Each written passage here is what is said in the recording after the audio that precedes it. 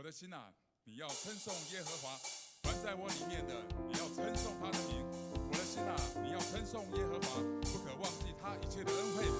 主，我们要感谢你，你的恩典降临在我们当中。你要叫软弱的得刚强，叫贫穷的成富足。因为主你的恩典够我们用，要叫我们重新得力，灵里充满盼望，让我们能够靠着主加给我们力量的克服人生一切的挑战。阿门。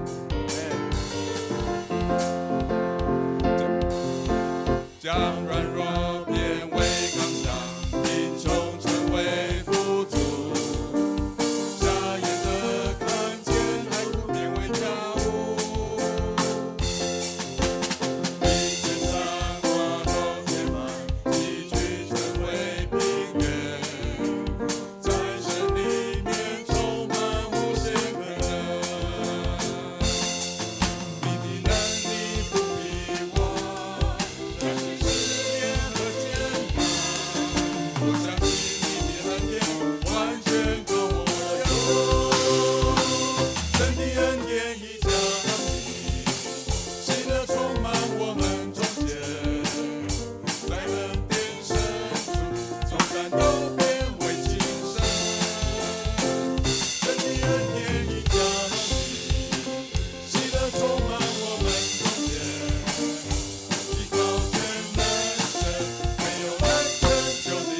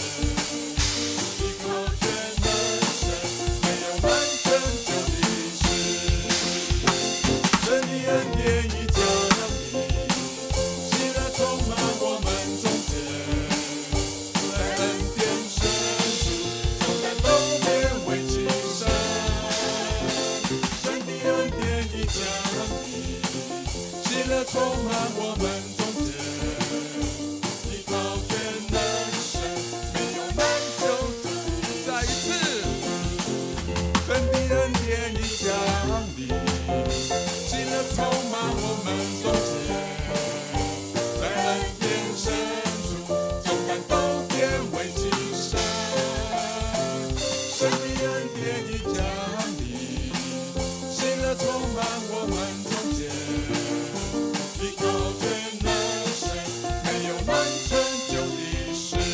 全能神，依靠全能神，没有难成就的事。哈利路亚！弟兄姐妹，让我们再一次的宣告，因为在神里面没有难成的事，神的眼目从不离开我们，他必看顾我们。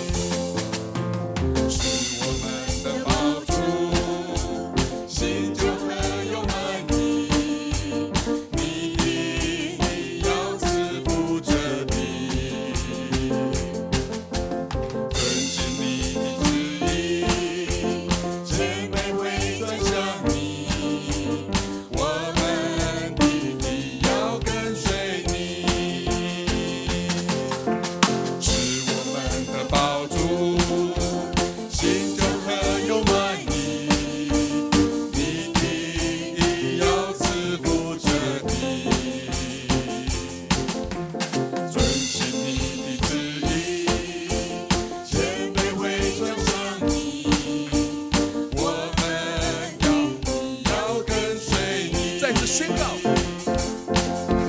是我们的宝珠，心中何有满意，你定要赐福这地，遵行你的旨意，谦卑会转向你，我们定义要跟随你，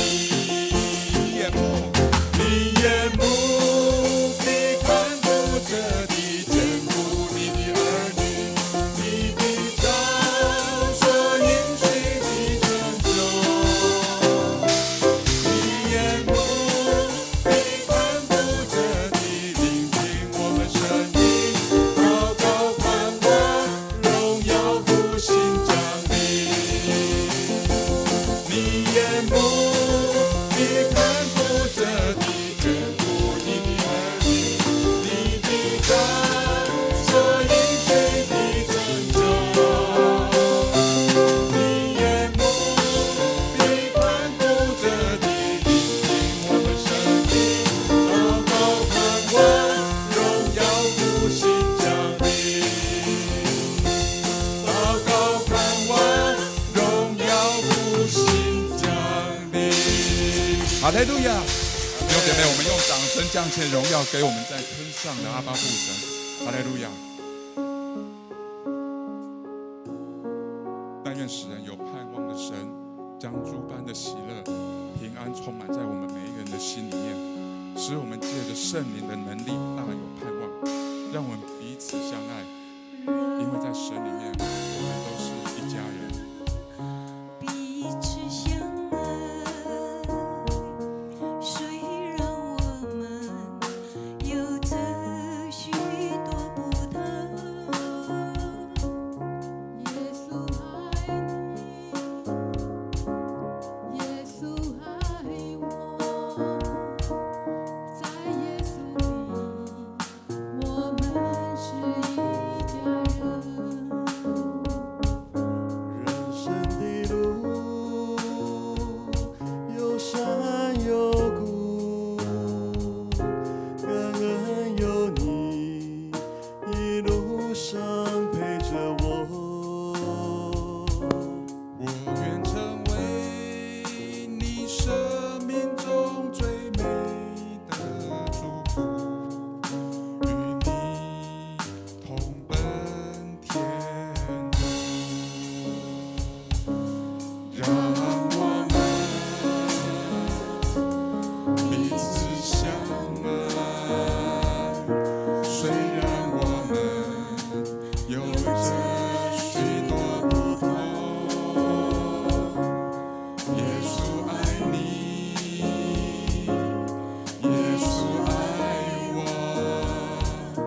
在耶稣里，我们是一家人。人生的路有山有谷，感恩有你一路上陪着我。我愿成为你生命中最美的祝福，与你同奔天路，让我们手牵着手，当你跌倒，我会在你左右，我扶着你，你陪着我，在耶稣里，我们是一家人。人生的路有山有谷，感恩有你一路上陪着我。我愿成为你生命中最美的祝福，与你同奔天路。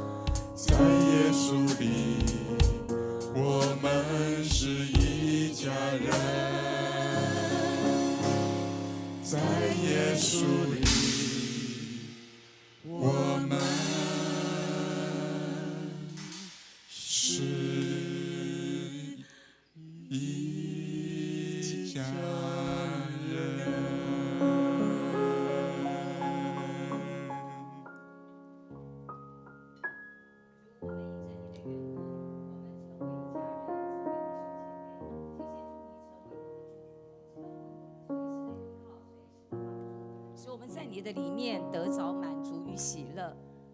祷告奉主耶稣基督得胜的名，阿们。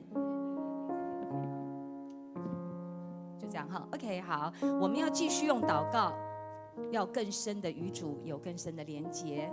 我们来到神的面前，献上我们的感恩与认罪。我们一起来读这一段经文，来。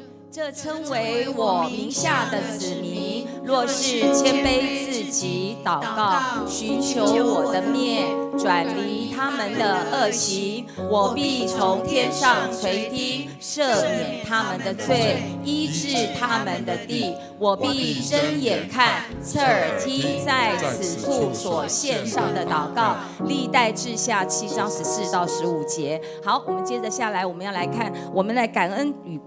我们要认罪与感恩啊！最后我们要用赞美，我们要用赞美的心来向神说，他是万有之主哦。那神也是鉴察人心的神哦。我们的心要来归向他哦。其实我们同声来开口啊，凭着信心，我们要来在神的面前要感恩与认罪代祷。让我们一起同声来开口，亲爱的主耶稣，我们真的是向你献上感谢，你让我们有这样的一个福分来到你的面前，我们要来敬拜你。更重要是主，你验察我们的心。在你的里面，知道我们要享有主你那个福分。主，我们知道我们需要从你而来的这样的赦罪的这样的宝血来赦罪我们，不再纪念我们过去的过犯。我们要在你的面前求你来省察我们心思意念，肉眼所看不见的那个内心深处的那一切，都求主你来，你的意念就在我们的里面。主啊，帮助我们更多的倾心来向你倾心吐露。谢谢主。主啊，求你施恩怜悯，用主你的宝血洗净我们，不再纪念我们的罪，给我们有回转的机会。我们需要你来点燃我们复兴的火焰，恢复你在我们生命中奔放燃烧的热情，使我们对你有更大的信心，更多爱主的信任。真知道凡事都出于耶和华神，都是最好。祷告奉主耶稣基督宝贵的圣名，阿们。接着下来，我们是医治与释放的祷告，我们一起来读这段经文。来，我岂没有吩咐你吗？你当刚强壮胆，不要惧怕，也不要惊惶，因为你无论往哪里去，耶和华你的上帝必与你同在。约书亚记1章9节。好，我们要为着我们的身心的这样子的来祷告哈。我们知道神是爱哦哈，神是神的创造，一切都是最美好的。我们的神有赐给我们权柄，就是祷告的权柄。好，那我们要凭着信心哦，来开口向神求。如果你有身体的哪个地方有不舒服的地方，请你用你的手来按在你的身体的那不舒服的地方。如果你心里有忧伤、难过、惧怕、害怕，我们也邀请你把你的手就放在你的胸口前，勇敢的向神祈求，勇敢的向神宣告，勇敢的向神来讨，得着释放跟得着安慰。我们一起来开口来祷告。主，我们真的是再一次的把我们自己交在你的手里。主，我们知道我们需要我们的灵、我们的思想、我们的情感，都需要在你的里面被你医治。主，哪怕是我们心里面有忧伤、忧郁的，我们都要全然的献给神。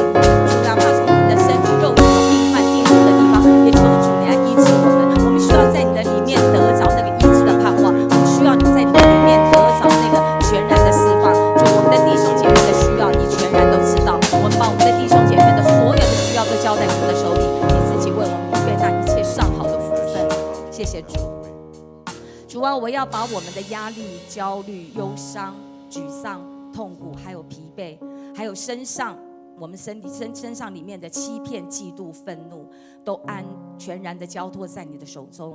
愿你清除我们身上一切负面的情绪，连同我们身上一切的罪，都请你来处理。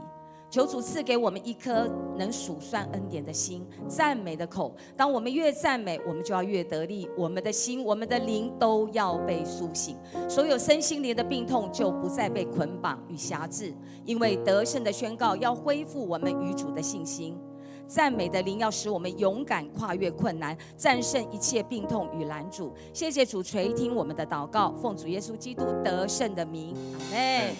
好，我们要为我们的主日来守望祷告哦，一起来读这段经文。来，为要他丰盛的荣耀，借着他的灵，使你们内心的力量刚强起来，又要他使基督因着你们的信住在你们心里，使你们既在爱中生根立基，能够和众圣徒一同明白基督的爱是何等的长阔高深，并知道这爱是超过人的知识所能测度的，为要使你们充满上帝一切的丰盛。以弗所书3章16到19节哈，我们知道我们要为主日的服事人员来祷告，特别要为我们的牧者还有长职团队。今天是6月的第1周，我们的值日都有可能是我们都是值日整月的哈，所以我们要请弟兄姐妹要特别为我们的主日服事来守望祷告，求主来高抹赐下属灵的能力权柄，使服事的同工能荣耀主，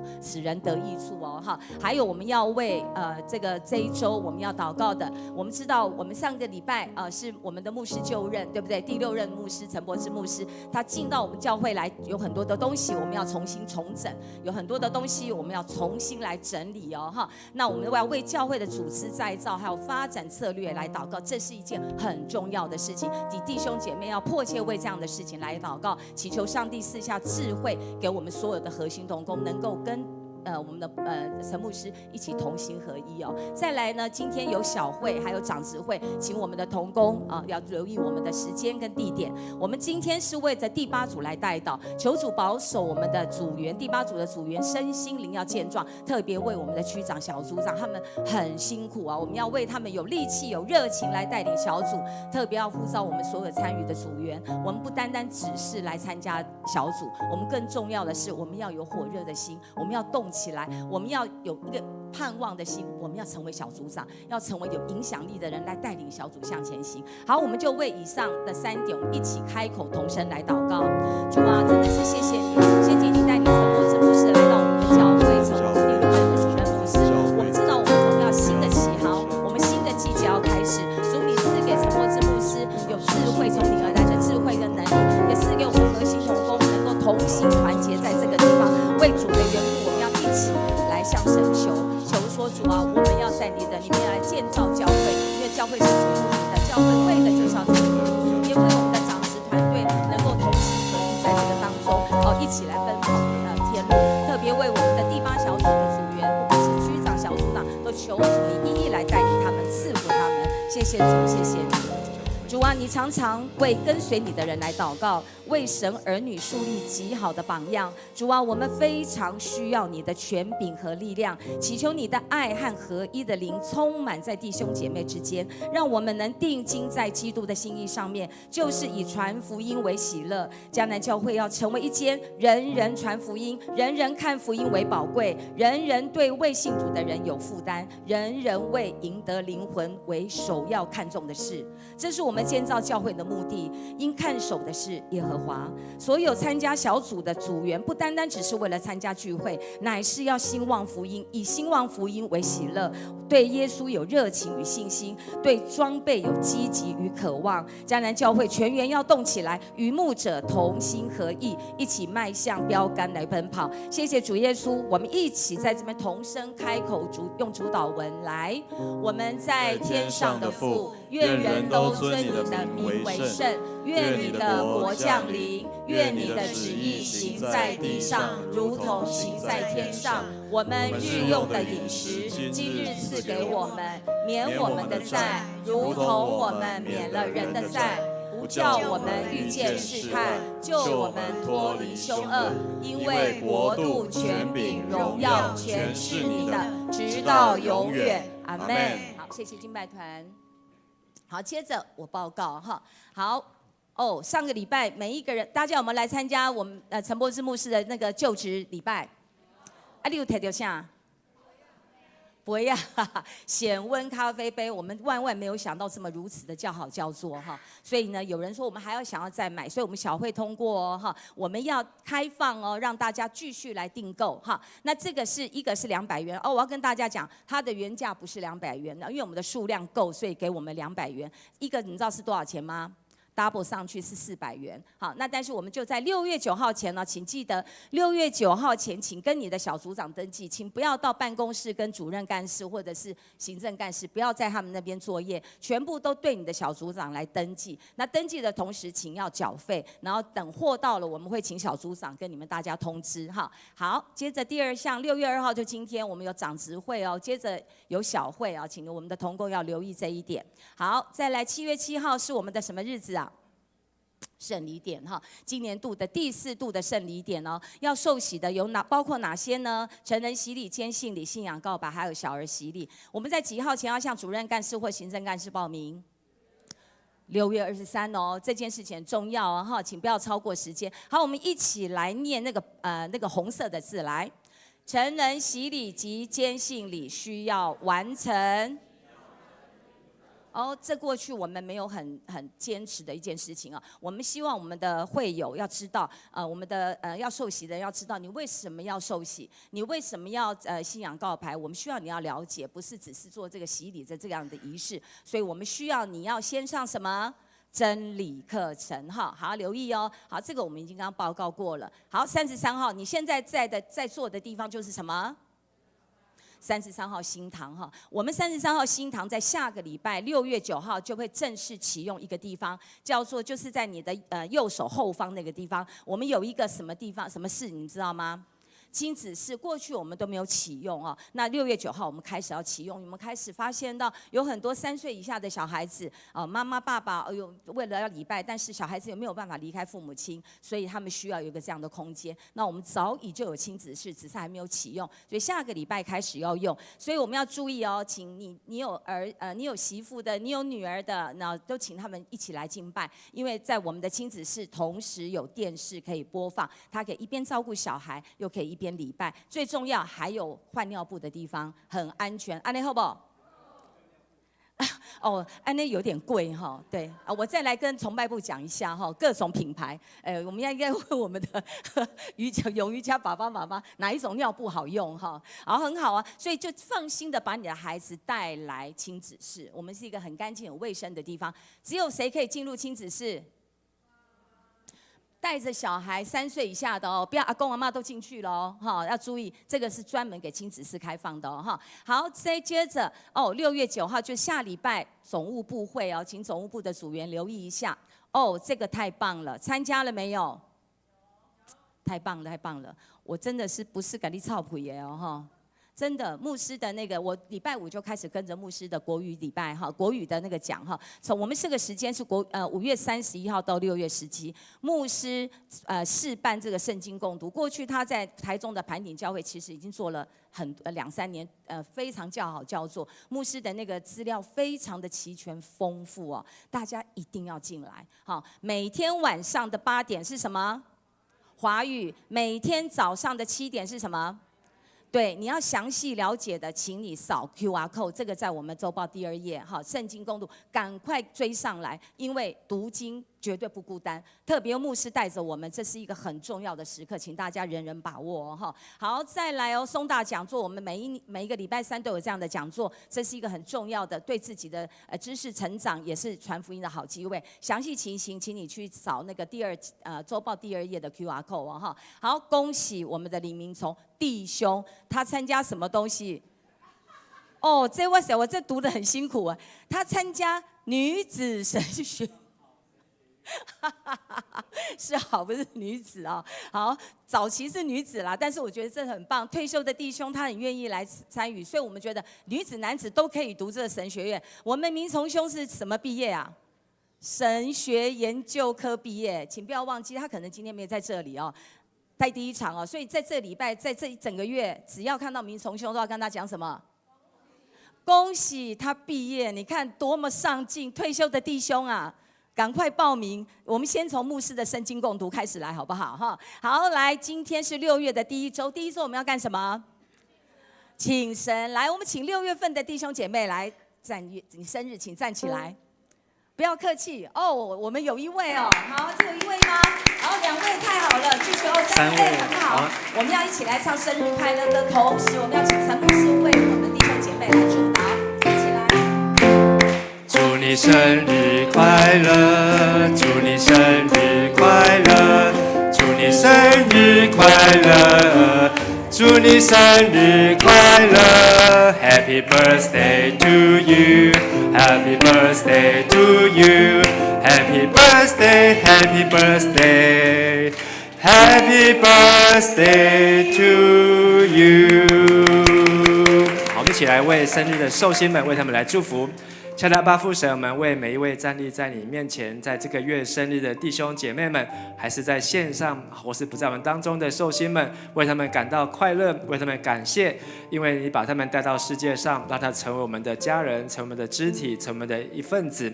也愿你神，你祝福他们，在他们年纪要增长的时候，让他们智慧身量也都能够增添，加添上帝的爱和恩典满满，在每一天当中，在这一年当中经历上帝格外的祝福。我们同心献上们感谢祷告和祈求，奉靠主耶稣基督的名，阿们。生日快乐！生日快乐！请坐，请坐。好，这边可以跟大家预告，以后的寿星不得了。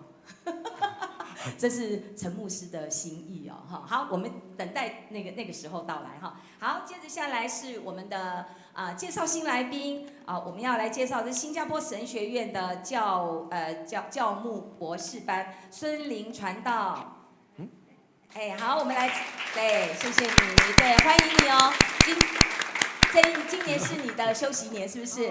啊，欢迎你哦，继续在我们当中一起跟我们来享受这个盛宴哈。好，再来是下一位OK， 有陈章云跟陈张春玉姐妹耶，啊，欢迎，哇，是俊妙老师带他们来的，欢迎欢迎。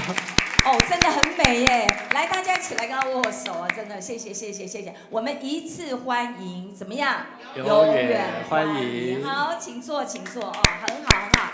继续来参加我们的礼拜哦，一起跟我们同享这样的一个盛宴。俊妙旁边也有一位。我们把这两位姐妹都叫上来。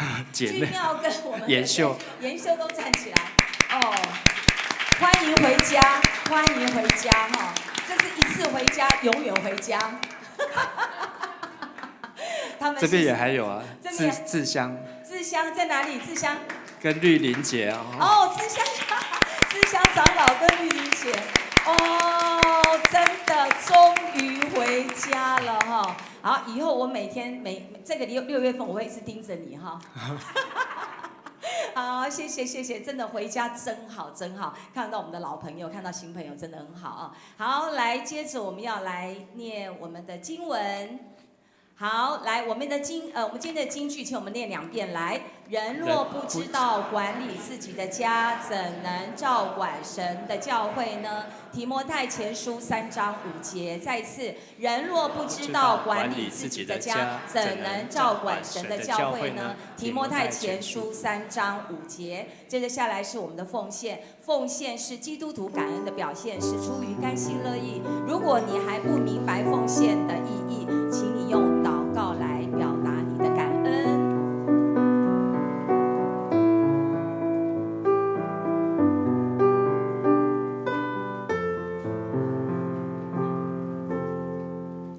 献上感恩的心，归给至神全能神，因他赐下独生子主耶稣基督，献上感恩的心，归给至神全能神，因他赐下独生子主耶稣基督。如今软弱者已得刚强，贫穷者已臣服主，都因为主已成就了大事。如今软弱者已得刚强，贫穷者已臣服主，都因为主已成就了大事。感恩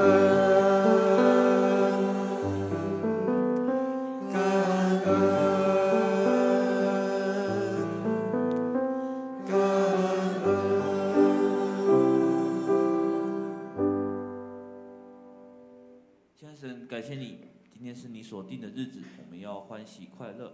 感谢你让我们能够来到你的殿中来敬拜你，感谢让我们可以回家来彼此关心，彼此来团聚，也让我们能够来到你的殿中学习如何管理自己的家。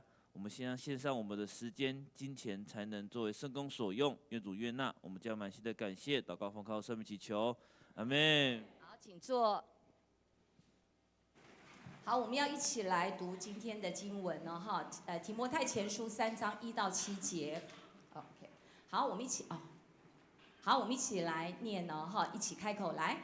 这话是可靠的，谁有做教会领袖的抱负，谁就是羡慕一件美好的工作。教会领袖必须无可指责，他只能有一个妻子，他为人要严肃，能管束自己，生活有规律，乐意款待异乡人。他必须善于教导。不酗酒，不好斗，性情温和良善，不贪爱钱财。他必须善于管理自己家里的事，使儿女知道顺从，事事敬重。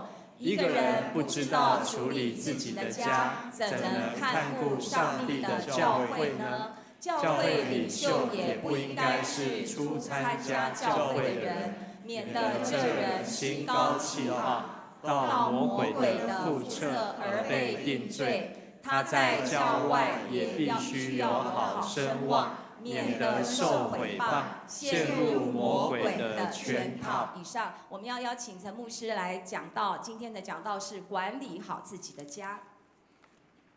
各位弟兄姐妹，大家平安。平安。我相信，我可以给我简报笔。好，相信我们每一个人好都想要有自己的家。我想问我们在座，你有自己的家，请举手。好，有自己的家，好，请放下。没有自己的家也请举手。好，也有人没有自己的家。好，那你什么时候有自己的家呢？好，牧师来分享。好，我有第一个自己的家呢，是在2018年。好，我们在美国服侍的时候，有一天看到这个传单，发现这个房子哇很漂亮，而且很大。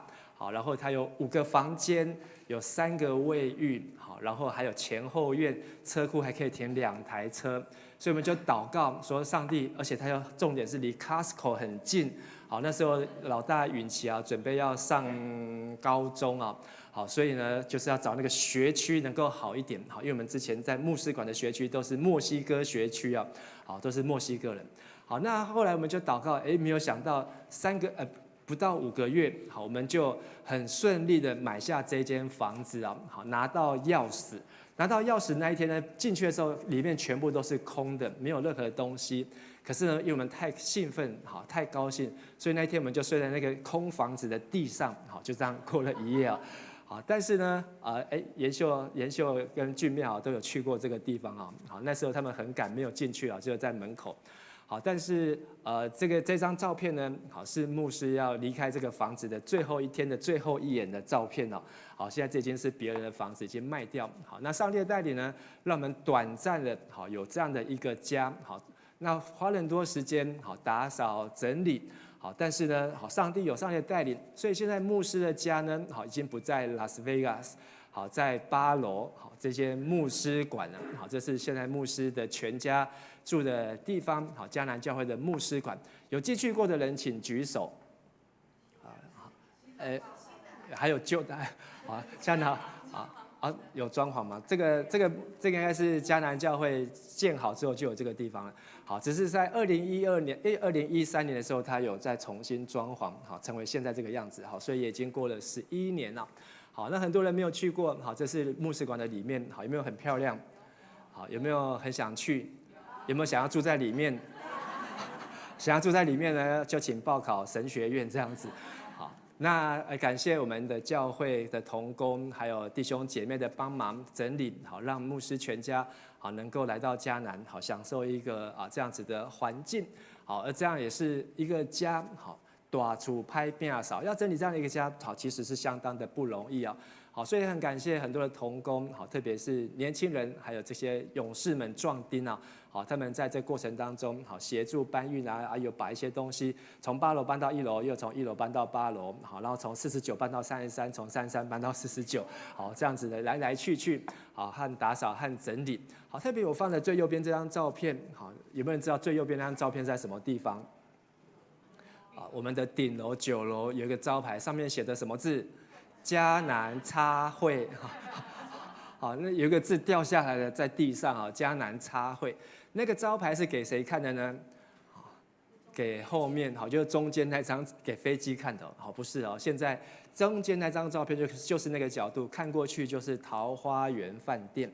好，桃花源饭店现在住了很多都是外国来的观光客，特别哪一国人最多？感谢哈密达。安妮哈塞哟，好，所以你去那个饭店呢，就会学很多的韩文哦。好，那很多的韩国人，韩国又到处都有十字架，很多的教会70%是基督徒。好，他们很高兴住在这个桃花源饭店，窗户打开一看，哇，对面有个十字架，下面写着迦南插会。好，如果你是一个外国的观光客来到这个地方，看到这间教会，你会不会想要进来的感觉？哇，好想来进来这个迦南插会。好，可能不会。好，因为呢，这个教会，好，那安内哩哩啦啦，好，连自己的招牌都掉了都不知道，好，不知道已经掉多久了，好，那已经好在那边悬挂多久，好，但感谢主啊，我们这个总务部的同工，好，有发现，好，已经开始请厂商，好，在整理，好，并且要把它重新，好，看怎么样来处理，让它设计得更好。家不是只有自己里面漂亮，好，也是要顾外面，好，同样我们每一个人，好，我们的住家好，代表我们的生活的习惯。有整理习惯的人，好，他就会让他的家好不会好凌乱，好，会让他家一定是干干净净、整整齐齐。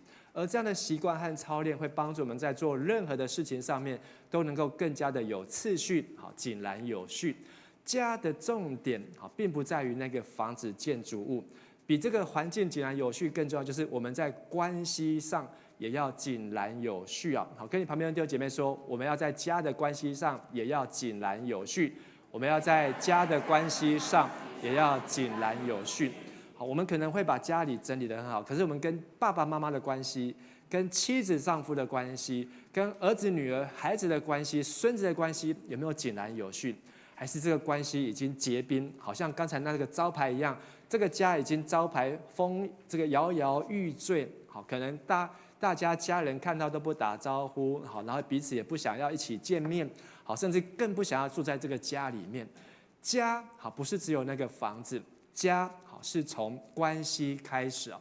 提摩太前书好，也是我们这个月份6月份开始，我们灵修的进度来到了提摩太前书，教导不仅是在教会行政聚会主日礼拜当中要有次序。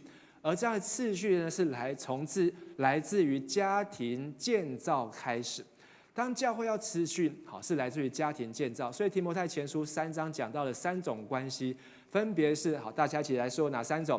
夫妻关系、亲子关系，还有家庭关系。这样在这3种关系上面，我们都要学习去建造，让它能够井然有序。夫妻关系不是从结婚之后，结婚前到结婚后的夫妻关系。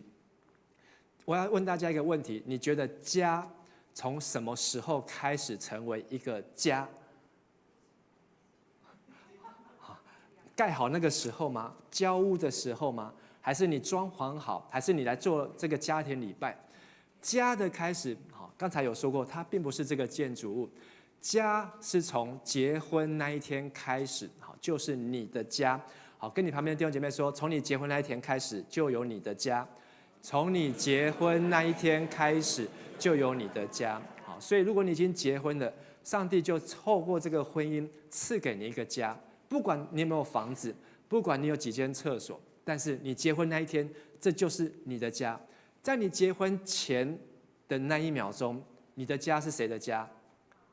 爸妈的家，好，是你的娘家，是你的这个爸妈的家，是你的原生家庭。但那个家并不是上帝要赐给你的，是赐给你的爸爸，赐给你的妈妈。所以家的开始是从婚姻来开始，但是上帝也呼召不同人，不是每一个人都进入婚姻，因为圣经耶稣也说，好，守独身，好，是上帝的选召，是上帝的恩赐。还有生小孩也是上帝的祝福。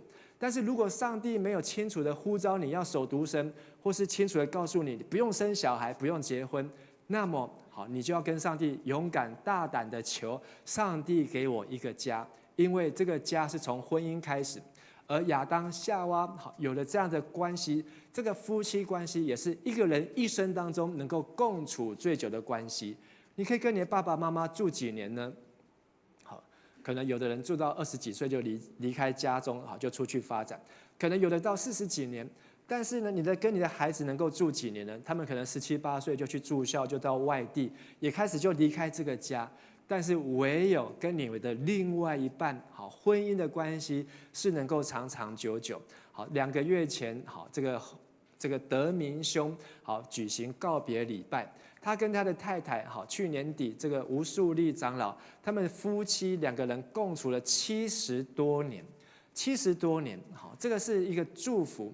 一个夫妻关系，好，如果认真的经营，彼此的帮助，照顾好自己的身体的婚姻关系是可以维持70多年的。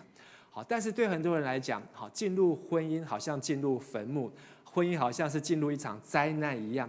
其实那是错误的观念。婚姻是上帝给人的礼物。好，我们说一次，婚姻是上帝给人的礼物。是上帝给人的祝福，所以我们要看重这样的礼物和祝福，让它成为真正的礼物，成为真正的祝福。接下来你的婚姻，不论是50年、60年、70年，你才能够去享受，去看见上帝给我们祝福。而在提摩太前书当中，保罗交代提摩太，当教会有人想要成为长老来监督教会的之前，他必须要做的几件事，首先就是要努力让他在婚姻关系上要达到一个标准，叫做什么？无可指责，达到无可指责。我们一起来读提摩太前书第3章1到3节，请。这话是可靠的，谁有做教会领袖的抱负，谁就是羡慕一件美好的工作。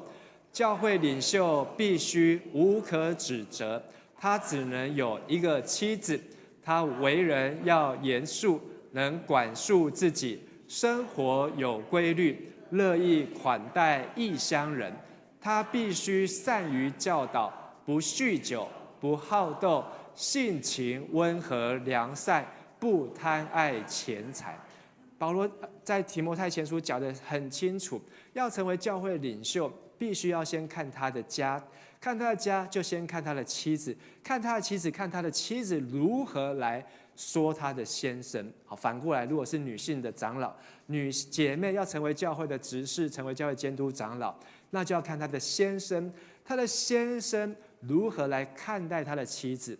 必须要这4个字，大家再说一次，无可指责。好，所以呢，这句话牧师也会很汗颜。好，那我的牧师娘，好，静怡师母，她会在别人的面前怎么来说她的先生呢？她会在别人面前，好，来怎么样来描述讲这位牧师呢？好，这会成为我们在教会服事当中一个很重要，别人听到一个很重要的根据。不是说一定都要讲好听的话，或者说一定都要讲包装过的话，而是你真的丈夫爱妻子，真的妻子就敬重她的丈夫，让他在他的家庭的关系上，不会他的先生来骂他啊，你厝的代志都没做好，你准备去母教会的代志。然后他的儿子女儿在家里说，妈爸，我今天要吃什么？明天要缴学费了，哦，下个月可不可以去参加毕业旅行？好之类的。家里面没有办法一一的让他有次序、有规律。他来到教会做长老、监督教会，怎么样帮助这个教会能够有次序呢？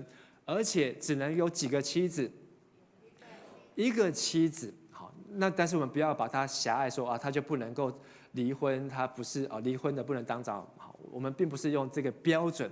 而是在婚姻当中，她要专心，要专注。好，在婚姻当中，她要很专情，好的爱她的丈夫，爱她的妻子，为人要严肃，好，要能够管束自己。我们的关系很容易从我们的舌头、嘴巴上面就开始破坏和破裂。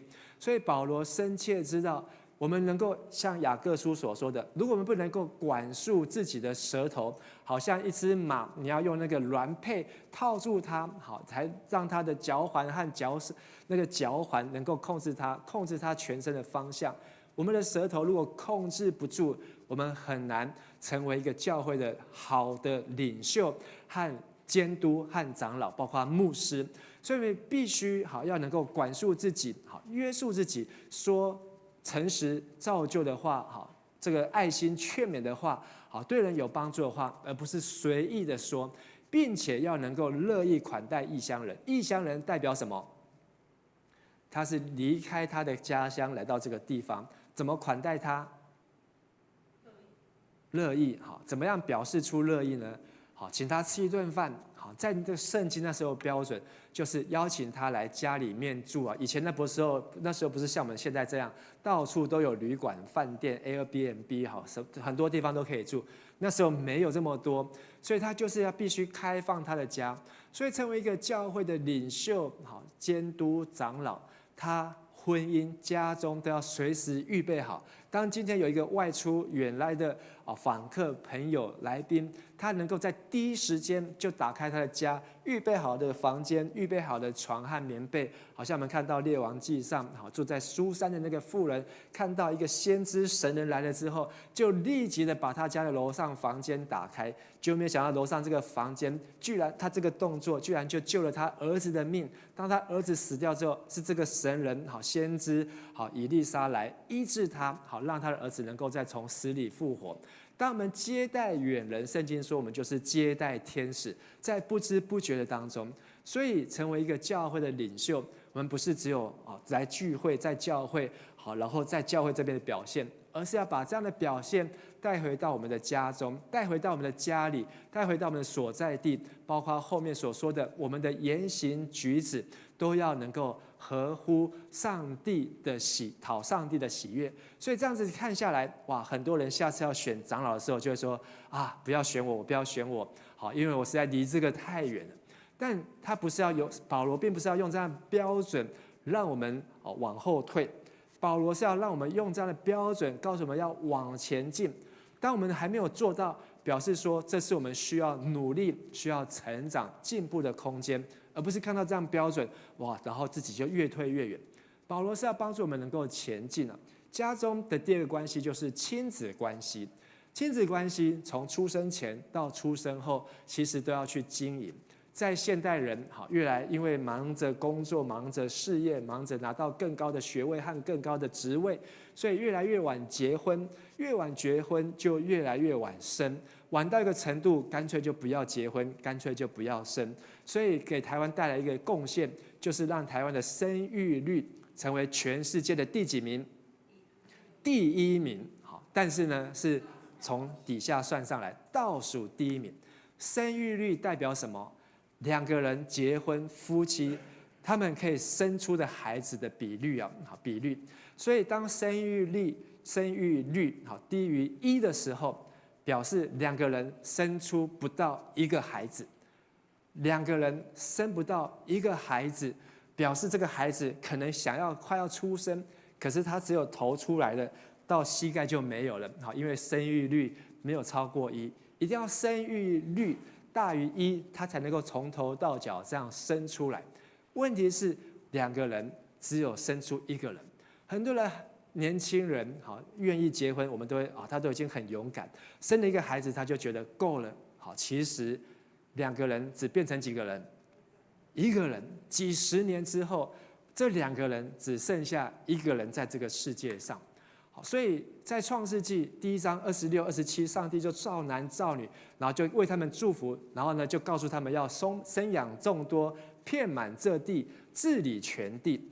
同样亚当夏娃，上帝也是再次告诉他们要成为人，要成为女人，而且要成为男人和女人，离开父母，两人成为一体。然后有上帝赐福给他们的家。圣经当中让我们明白，一对相爱的夫妻必定会有爱的结晶，但是有的时候相爱的夫妻可能不能够生育，可能基因这也是上帝的安排。但是我们不能够去决定我们能不能够有孩子，但是我们可以去跟上帝来祷告，跟上帝来求。好，当我在台中在讲道的时候，有一年，我知道有一对东海大学的教授夫妻很年轻，那他们结婚很久，可是他们一直为了没有孩子这件事情在苦恼，所以我就分享了一个圣经的话，就是约翰福音的路加福音的这个撒迦利亚跟伊丽莎白夫妇啊。上帝告诉这个撒迦利亚年纪老了，没有孩子，但是他整天都在教会圣殿服侍。然后伊丽莎白呢，就是玛利亚的这个表姐，他们呢，上帝就透过天使告诉撒迦利亚说，你要有一个孩子，上帝要赐给那个孩子。撒迦利亚不相信，结果他就当天就变成哑巴，1年多，到他的儿子出生之后才能够讲话。然后我就问了一个问题。当有一个天使来告诉你说上帝要赐给你一个孩子，请问撒迦利亚他要怎么做？他回去告诉他的妻子，他要让他的妻子能够相信，然后他们必须要做什么事情？必须要做恩爱的事情。你觉得他的撒迦利亚妻子伊丽莎白是自己肚子突然大起来的吗？他又不是玛利亚，他们也是撒迦利亚凭着信心去爱他的妻子，认识他的妻子。希伯来文认识这个字，就是男女之间的恩爱的行为。他去认识他的妻子，他才能够在1年之后得到这个孩子。我讲完这个例子之后，我也不知道发生什么事情。结果呢，过了1年，那一对老师就来告诉我说，他们有怀孕了，就是因为他们听到牧师这样的信息，圣经这样的信息。他们本来已经放弃了，因为他们也做过了试管，他们也做过了其他很多的各种的偏方，但是没有想到上帝让他们凭着信心，让他们今天这个孩子都已经出生，都已经抱在手上，所以这有点离题啊，但是我要告诉大家，特别我们在座比较多的年轻人或是单身，如果上帝对我们的人生，除非很明确的告诉你，就是要独身。很明确的告诉你们，这对夫妻就是不必生小孩，否则你会听到圣经的话一再一再的告诉我们要生养众多，遍满全地，治理这地。这是上帝对每一个人的祝福，还有每一个人的应许。我们来读提摩太前书3章4节到5节，他必须善于处理自己家里的事，使儿女知道顺从，事事敬重。一个人不知道处理自己的家，怎能看顾上帝的教会呢？这里出现一个关键字，一个亲子关系的标准就是他善于处理，但是这个不及格就是不知道处理。你要怎么样知道成为爸爸？知道怎么样当妈妈，知道怎么样换尿布，知道怎么样子把屎把尿，知道什么时候买奶粉，知道怎么样半夜起床，知道怎么样让他送孩子去念他适当的学校，知道什么时候是要把孩子念公立念私立，还是要让孩子选择他将来要读的科系呢？这都是在亲子关系当中会去学习，所以进入一个家庭当中，会帮助一个人成熟和长大。但是如果我们没有进入到这个家庭关系当中，我们就缺乏这样的机会成为一位父母，我们就有很多的地方没有机会去学习成熟和长大。但是上帝也提供了这样的机会，这样的机会，广告一下，这是我们迦南教会2024年的阿嘎佩夏令营 Kimo 探索之旅，时间是7月8号到12号，早鸟约会已经结束，现在报名是1200块钱，但是呢，会让你的孩子能够终身难忘，而且是他一生来到教会的一个非常关键的时刻。在迦南教会有无数的年轻人，应该还是数得出来的。很多的年轻人，他们是因为参加教会的夏令营之后呢，就进入教会，并且就留在教会，甚至还在教会里面就生根长大，到后来成为同工，甚至成为执事。可能还没有成为执事或者长老，但是呢，我们有看到很多年轻人、儿童在很小的时候来到教会，这是一个让我们有机会学习和成长的时刻。好，那在2011年，好，这一张是13年前的照片。好，我在迦南教会担任青年牧师。好，那这张照片呢，好，就是在礼拜六的下午，好，带领这些的年轻人，好，在那边上课。好，这张照片里面呢，应该也会有研秀啊，好，在某个地方啊，好，在那边上课，来帮助这些年轻人怎么样在教会服侍。好，那天是一个服侍的训练。好，让他们做好的同工，怎么样发周报？好，那时候的聚会都要求，好，要把门先关起来，好，不能够随便让人进来，好，要进来聚会前，要先把椅子摆好，好，然后音乐什么都要 set up 好，好，然后呢，有的发周报，有的带位，好，然后等一下介绍的时候怎么介绍等等的，这样的服事，好，让这些年轻人，好，他们在教会就开始，好像当一个爸爸妈妈的角色，开始在管理自己的家，好，开始在经营自己的家，好，然后也开始好在学习将来怎么样成为一位父母亲啊。所以我们让年轻人好有机会来到教会参与服事，就能够祝福他将来当他有自己的家庭的时候，他就能够成为一位很好的父母，因为这是他在教会当中所学习的和得着的。好，所以不论如何，好，我们可以鼓励儿童来参加夏令营，鼓励年轻人来做夏令营的同工。好，因为现在还可以继续担任志工。好，这个志工来了，不仅是为一个志工的时数，更是为了他的将来人生，他能够像是一个父母亲。所以我也看到我的儿子允琪，他第一次来担任夏令营，他本来对小朋友都是鄙视的态度，好，跨流家的修饼友呢，就很讨厌，吵死了。好，然后怎么样？可是他第一次参加夏令营，好，他当那个小队辅，好，然后呢，小队辅当这个夏令营当中有一个小朋友就是特别的调皮，很难搞，好，所以呢就把那最难搞的就放到允琪的小组，好，所以允琪的工作就是一直看着他，好，他想要站起来的时候，好，允琪就是要陪着他，抓着他，好，然后整个营会当中一直盯着他，好，甚至我看到照片就是他把他夹起来，好不让他跑掉这样子。可是呢，在这个营会结束之后，哇，他跟这个小朋友，这小朋友也很爱允琪，允琪也对小朋友的这个看法和态度都改变了。好，所以也是这样的操练。如果没有这样的操练，一个很认真念书的年轻人，好，一个很认真在工作上班的年轻人，他知道怎么样去处理小朋友吗？他知道怎么样去跟小朋友建立关系吗？除非你是在幼儿园上班，除非你是在主日学当老师，否则你没有这样的经验啊。而最后提摩太前书除了告诉我们夫妻关系、亲子关系，告诉我们真正的家庭关系是一种人前到人后的家庭关系。请大家一起说一次：人前到人后的家庭关系。老实说，好，我就算把我的家庭搬出来，大家看到的也不过是一个人前的家庭关系。请问你们看得到我人后的家庭关系吗？可以装一台监视器、密录器，好，然后呢，在那边看，你就会看到牧师回到家里面，好，怎么样跟太太说话，怎么跟孩子相处，好，怎么跟家人在一起。当然，我们没有这个监视器，可是，在上帝那边，每一个家都有，在每一个房间，在每一个角落，好，就算在车子里面，任何地方，上帝都在看我们怎么样跟家人在一起。所以撒母耳记，上帝透过撒母耳告诉扫罗王说，耶和华不像人看人，人是看外表外貌，耶和华是看什么？内心。上帝不是看我们家住的地址，好，是在什么地方，在几楼，然后外表长怎么样？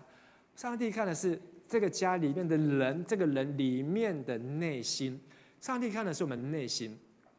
当我们好不容易把我们的家庭建立起来，当我们好不容易把我们的教会、上帝的家建立起来，这是一个非常辛苦的过程。可是建立起来之后，你觉得就 OK 就没事了吗？家庭也好，教会也好，若疏忽管理，若疏忽经营，你觉得你去种的花、种的菜园，你只要把种子种下去之后，它就会长出菜来给你吃吗？你就必须要去修剪，你就必须要花时间来保持它的最佳状态，让这个花园、让这个家、让这个教会能够永续经营。所以要永续经营，好，很重要就是我们要先知道家或是教会最常受到什么样的攻击。在我们的家中，为什么关系不够好？大家的关系不紧密，我们要去找出原因。但是我可以告诉大家，好，特别是在华人的家庭当中，亲子的疏离，好，对爸爸的这个疏离，是来自于原生家庭，因为你的爸爸，他的爸爸以前就是这样子对待他的，你的妈妈好会这样，你会这样对待你，会影响将来你怎么去对待你的女儿。很多上一代没有教的事情，但是因为他的行为举止，直接灌输，直接传送到下一代，除非到了某一代，他有刻意的去发现这个问题，刻意的要去停止改变这个状况，不再做这个非常的严肃，好，然后一丝不苟，然后都不想讲话的爸爸，而是愿意主动去放下身段，愿意主动去道歉的父亲。否则，将来你成为父亲之后，你只会跟谁一样？对，跟自己的爸爸一样。除非你愿意让上帝的话、让真理改变你的生命，改变你的家。所以这些攻击你已经很难追溯，因为在你的阿公的阿公的阿公的阿公、阿祖的阿祖、阿祖、阿祖、阿祖，好，他们可能就已经是这样子的模式下来，一直到你的上一代，让你看得到是这样的循环。所以我们要明白之后，才知道我们要征战的对象如何去防范这样子的问题在发生。我们来看这一段的最后2节的经文，提摩太前书3章6节、7节，请读。教会领袖也不应该是初参加教会的人，免得这人心高气傲，到魔鬼的覆辙而被定罪。他在教外也必须有好声望，免得受毁谤，陷入魔鬼的圈套。在上礼拜牧师的就任词当中，因为时间有限，只能够讲5分钟。如果多讲的话，也不会怎么样，不会罚钱啊。但是呢，好，你只会看到好后面主持的这些特会员，好，他们可能脸就开始皱眉头，好，因为他们要常常出来举行这样，好，所以在中会有个规矩，就任词只能讲5分钟。但是5分钟根本不能够讲说我心中想要表达的话，所以我已经事先写了一篇的就任词，然后呢藏在我们的程序单里面的 QR code。好，所以我也来问一下，好，第一场我问过了，好，昨天也问过是0，好，第一场好不到10个人。你有看到牧师写的这个隐藏版的就任词？有看到请举手。1、2、3啊，3位，好，所以呢，大家很显然藏得太好了，好，藏得太好，好，但是呢，你还是可以去找找看，好，那我也把它放在我的脸书上面了。在这就任词一开始，好，就问了一个问题：从一个青年牧师到成为主任牧师，你觉得要花多久的时间？从一个教会的青年牧师到同一个教会的主任牧师，要花多久的时间？每一个人的答案都不一样，好，我们也没有办法去替别人回答。可是如果你问我，我的答案是18年，好，又8个月，17年啊，18年又7个月啊，谢谢木轩，你看得很认真。那总共几天？好，6000多天，好，6000多天，好，过了这么长的时间，好，当然这中间有一段的时间，好，是出去开拓，然后去到国外，然后又回来，好，然后上帝的带领，好，但是呢，这么长的时间，好，让我有一个学习，有一个体会，好，有一个教导，好，就是说，如果我是来了迦南教会，好，3年5年之后，我就成为这个教会的主任牧师，你觉得我会变成什么样的牧师？哎呀，你真的是对我太有信心了啊！这是圣经写的。我们可能你会觉得这么快这么容易，好，我就可以当上主任牧师。那主任牧师再当上去可以当什么？我可能就要去往我的下一个目标去追寻啊！我可能要去当中会的议长。中会议长如果让我当上了，然后怎么样？我去当总会的议长。如果总会议长我当上之后呢，好，我要去当好这个。WCC 好，世界基督徒好，世界基督教好的这个主席 Chairman 好，是这样子吗？当我们在教会的服事当中，好，魔鬼总是让我们在进步当中，但是也可能在扯我们的后腿，让我们当上了一个职位之后，可能也让我们在这个职位当中有一个陷阱在那边等待着我们掉下去的那一天。教会的领袖，不应该是初参加教会，是为了帮助他。同样，一个刚刚想要信主决志，你觉得要怎么样帮助他比较好？是赶快把他带到家中的厕所，或是赶快帮他安排受洗，还是你真的去帮助他、陪伴他，跟他一起聚会，跟他一起小组一段时间，看到他的信心、品性都坚固稳定之后，再来陪伴他一起受洗？你会觉得哪一个会对他是更有帮助的呢？有时候教会帮人家洗礼的很快，进来的很多人，但是疏于牧养、疏于陪伴、疏于受洗完之后，我们也不知道怎么帮他了，就让他棒骨假操，什么意思？自生自灭。好，你要来不来？好啊，那是你自己跟上帝的关系。好，我们只能够陪你到这边。但是疏于这样子的陪伴，也让我们教会的后门开得很大。很多人受洗进来，又从另外一个门，不知道从哪边出去，就没有再来。所以保罗告诉提摩太，应该要花更多的时间、耐性去帮助他。所以也用这个原则，我也常常在帮助我的孩子，让他养成一个习惯的时候，不是嘴巴讲告诉他，然后就交给你自己去做，而是你要一次又一次又一次的陪他做，陪他做到一个程度，然后再看他做。看他做到一个程度，放心之后，才能够放手让他去做。好，譬如说我儿子他要去打工，他要早上6点就要上班。好，他早上6点上班，5点多就要出门。好，虽然很近，好，骑车5分钟，2分钟就到。可是呢，他也要锻炼他的早起。好，所以可能刚开始的时候，我会陪他一起早起。刚开始的时候，我会陪他一起看他出门，好，帮助他有没有准时。可是到一个阶段，他每次都能我不是去叫他起床，我是看他有没有起床。然后当我每次都看到他5点多到了，自己起床，好，自己出门，那我就可以放心，好，继续睡我的觉，我就可以不用那么早就起来，我就可以放心的知道说，他不会迟到。好，所以他在这个麦当劳打工了1年的时间，好，他都没有一次迟到。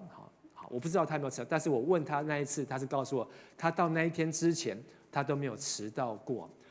所以同样，我们要花时间去陪伴我们的家人，包括在迦南教会的弟兄姐妹的家人，帮助他能够成为一个领袖，帮助他能够起来成为一个教会的治理者、领导者，才让他能够在外面有好的名声。这张照片有一个人跪在郑牧师和陈牧师，好，不是跪在我们面前，是跪在十字架面前。好，那个人好就是我们的敏哲长老。好，同样也是2011年的12月4号，好，所以快要13年了。那一天之前呢，敏哲你要叫他叫什么？执事，好，执事。但是那一天开始呢，他就成为什么？长老，好，而且还有一个编号，好，迦南教会编号47号，好，如果我没有记错的话，好，迦南教会第47位的长老，好，第47位的长老，而这样子的一个过程，其实就是上帝花很长的时间，因为要当长老要先做几任的执事？2任，一任要当几年？4年，而且呢，在迦南教会要轮休，你做完1任之后，要先怎样？强制休息1年，所以你要当一个长老，按照正常程序要几年？好，大家都很清楚。所以每一个长老都是花了9年的时间，他才能够在这个地方被封立成为一位长老。好，而且还不是时间的问题，他还要经过迦南教会好几百个会员的投票，过半以上。所以领受一个长老的职分，不是因为你的工作，不是因为你从哪个学校毕业，不是因为你长得比人家高、比人家帅。你这个领受长老职分，是因为上帝使用你、陪伴你这样漫长的时间，在这个教会才把这样的职分托付给你。所以牧师好也清楚的知道，我领受成为迦南教会的牧师，第6任牧师，也是上帝在这个地方陪伴我、带领我，把这个职分交在我的手上。所以要兢兢业业的做好每件事情。12月4号那一天，还有6个执事。好，这6个执事呢，好像都在第一场比较多。好，里面有谁呢？好，有从左边看到右边，好，有翠玲，有上元，有嘉生，有嘉瑜，有立志，有正雄，好，所以都在第一场的比较多。好啊，有一个执事上元，好，他现在在上帝那边，好，但是这些执事，好，他们也是，虽然他们当执事之前，他们在做什么？好，像翠玲，他在当执事之前，他可能是圣歌队的队员，然后是主日学幼幼班的老师。上元呢，就是青年牧区好的区长，那时候做青年干事。或嘉生，好，那时候是教育部的同工，好，然后可能没有当小组的嘉瑜、立志、好正雄，每一个人在成为一个执事之前，都有他们在教会开始参与、开始的服事，才能够开始走上这条路。上个礼拜，牧师用彼得后书跟大家分享，好，我们要上几楼？1楼是什么？2楼、3楼、4楼、5楼、6楼、7楼、8楼，可不可以坐电梯直接去到8楼？也是可以啊，但是你走得那么快，你直接跳过了楼下每一层楼的操练，后面会发生什么事情呢？就好像一个未成年，他想要当爸爸妈妈，好，一个未成年，他还没有完成他应该成长的阶段，他就想要成为一个阿公阿嬷，好，其实最后好他是没有办法在这个角色上面扮演得稳固哦。这8层楼也代表一个基督徒属灵生命的8种的操练，好，而这前面4种好是你跟神个人的关系，后面4种是你开始跟人建立的关系，是从你的人前要到人后，从内而外，上帝要改变我们的生命，透过这样的操练和阶段，上帝要来祝福我们。所以今天提摩太前书，好，让我们知道家。不管这个家，你有没有房子，你有没有自己的房间，你有没有自己的一个空间，但是上帝要给你的是一个属于你的家，而这个家是从你找到你的另外一半开始。当你找到你的另外一半，好，进入了婚姻礼堂的那个时刻，你的家就从那一天开始。而在这个家当中，要去经营的是夫妻的关系，要去经营的是亲子的关系，要去经营的是整个家庭的关系，让这个祝福可以透过你的家祝福到更多的人的家，祝福到更多人的家庭当中。这张照片好是感谢大家一起来参加，好，所以那天有出现在照片的，你就不用再花200块。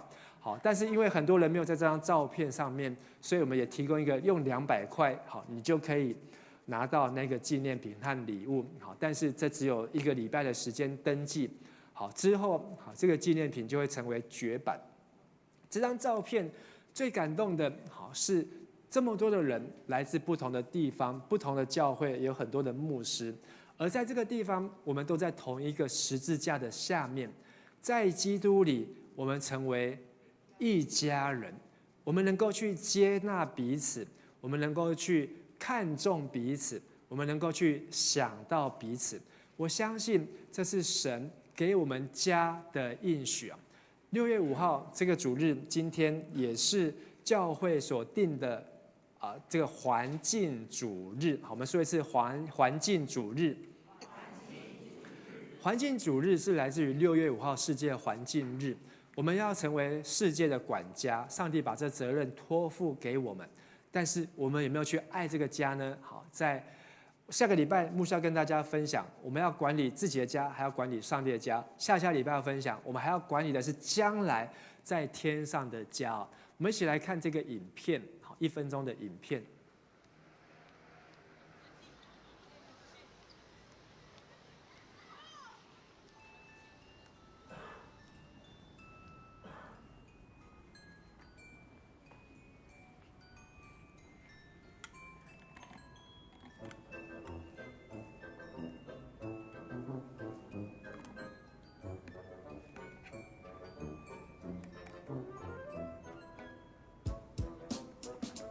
这个地方一年有1400万个游客好会来到这个地方。好，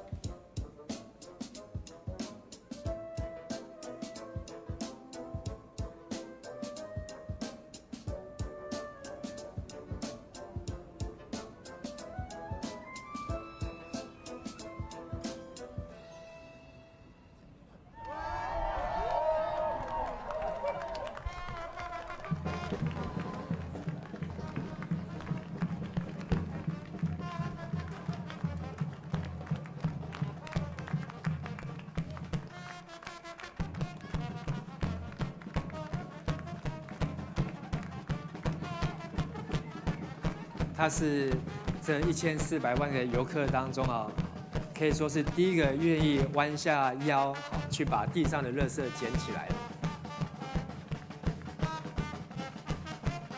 好，我们给这个帅哥给他一个掌声鼓励一下。他不一定是游客啦，因为他拿一个公事包，好，搞不好这是他上班经过的路线。可是呢，他是第一个，这么多人在前面，他是第一个愿意弯下身，好，去把地上的垃圾捡起来。为什么呢？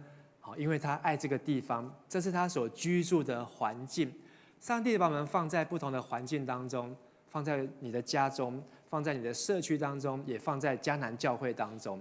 当你经过迦南教会的门口，好，如果你看到地上有垃圾，你要怎么办？如果牧师看到迦南教会的门口前面有垃圾，牧师要怎么做？打电话给长老，长老啊，刚教会门口有一个笨手，请你来捡一个，好，明哲长老。明哲长老接到牧师的电话，他怎么做？对，全家邻直视。好，牧师说要去把垃圾捡起来。啊，家邻接到电话之后呢，好，打给小组，打给组员，可能就再去叫别人，最后叫到那个不能再叫的，就是他来捡这个垃圾。你觉得这是一个家吗？好，这应该是个监狱吧？好，是一个监狱，好，都是叫囚犯去做，叫那个最没有权利说话的人去做。但是在教会当中，并不是这样，好，而是我们要带头去做。在我读神学院以前，好，有一次去台北灵粮堂参加一个特会，在那个特会的开始之前，好，我走这个人行道，然后呢，就在这个台北灵粮堂大安森林公园的对面门口，好，就看到有一个老人，好，然后呢，他去捡那个地上人行道前面的烟蒂，就那个老人呢，他把烟蒂一捡起来之后，我看到他，他居然是周神助牧师啊，好，周神助牧师，好。他那个画面呢，好，刚好让我看到，非常的感动。好，一个这个大教会的主任牧师，好，他看到教会的门口，可能这不是他每天都会来捡，可是当他在这个地方，他知道要保持这个地方好的整洁和干净。好，所以希望我们也不是当了主任牧师才来这边捡垃圾，而是任何时刻、任何环境。我们都愿意好委身第一个好去成为那个爱家行动、爱环境的人。在这个礼拜的小组当中，好，大家可以分享你最喜欢自己家中的哪一个地方，并且关于家的夫妻关系、亲子关系、家庭关系，对你来讲最有挑战的是哪一层的关系？如果你自己或是你身边的人还没有属于自己的家，你也好好的祷告，好用圣经的教导，好学习按照上帝的心意来祷告。而在我们的祷告当中，好为自己和家人祷告，让我们的家、我们的教会是能够兼顾永恒的关系，也为着离家在外的肢体祷告。好，这个家呢是括号起来迦南的家，好，不是说好去别的教会的迦南家人们。而是没有在教会，好，他是曾经是迦南教会的一员，但是他现在却没有去到任何的教会。我们要特别为他们来祷告，因为他们就是耶稣所说的那个迷失的羊。好，我们必须要放下那99只的羊，去找回那只迷失的羊，找到一条什么路呢？回家的路啊！好，如果我们的小组在今年当中有机会，可以安排到不同的家庭当中，好好认识大家的家。好，看看大家的真面，好，不是庐山真面目，好，不会。这个小组来的好处就是大家一定会好好认真打拼整理自己的家，好，就像8楼的牧师馆一样，好，因为牧师也不知道谁会突然跑进来，好，突然来按电铃，所以你要保持它的整洁，保持的干净，好像雅静姐家一样，好，随时好都可以冲进去这样子，好，我相信我们很多人都是这样，好，都已经准备好。但是圣经要教导我们，好，要乐于接待人。我们一起用这首诗歌啊，你不是已经上来了吗？怎么会不见？好，我们要用这首诗歌，好，一家人，好，来回应上帝，让我们成为一家人。好，即便我们有来自不同的国家、不同的地区，讲不同的语言，有不同的习性，但是因着耶稣，我们都能够成为一家人。我们一起从座位上站立起来。让我们彼此相爱，虽然我们走着许多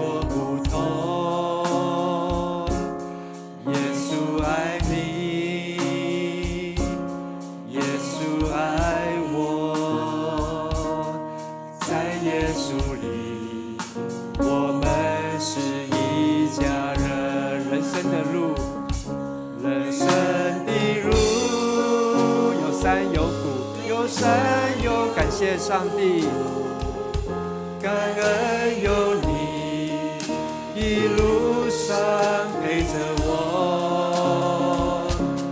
我愿成为你生命中最美的祝福，与你同奔天路。让我们手牵着手，让我们跟你旁边的人牵着他的手，牵着手，当你跌倒，我会在你左右，我扶着你，我扶着你，跟旁边的人牵手，你扶着我，没关系，牵起他的手，在耶稣里，我们是一家人。人生的路，人生的路，看着你隔壁的说，有山有谷，山有谷，感恩有你。看一下隔壁，感恩有你，一路上陪着我，我愿成为你生命中最美的祝福，与你同人生的路。我们再说一次，人生的路，人生的路，有山有谷，感谢上帝，感恩有你，一路上陪着我，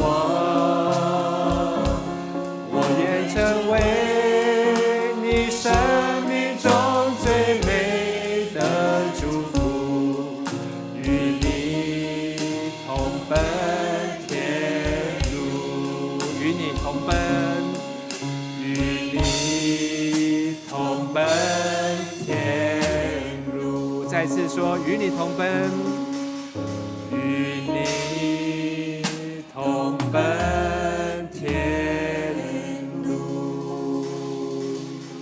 亲爱的天父上帝，我们为今天主日美好的聚集，我们能够牵着我们隔壁家人们的手，我们感受到从神而来的爱，从神而来的温暖。也愿上帝使用我们，赐给我们有属于自己的家，让我们在家庭当中有坚固的婚姻关系，有美好的亲子关系，还有永久的家庭关系，让我们的家都能够侍奉耶和华，让我们的家都能够成为美好的见证。愿主耶稣基督的恩惠、天父上帝的慈爱、圣灵的帮助与圣灵的感动，常与你们众人同在，也与你们的全家人同在，从今时直到永远。阿们。我们再次来赞美我们这位大有能力的神，哈利路亚！阿们。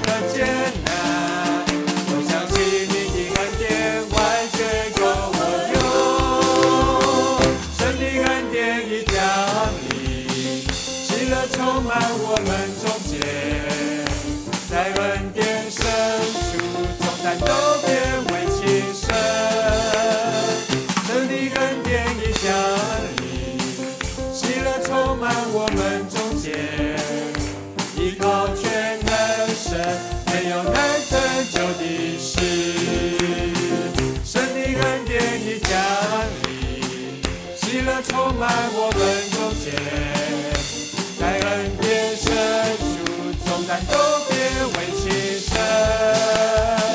神的恩典已降临，喜乐充满我们中间，依靠全能神，没有难成就的事。依靠全能神。是。哈利路亚。哈利路亚，哈利路亚。我们今天的聚会就到这边，我们一起互相道平安啊。那也请大家把我们的椅子就一起收回到我们的轮子哦，哈。谢谢大家平安，我们下礼拜见哦，平安。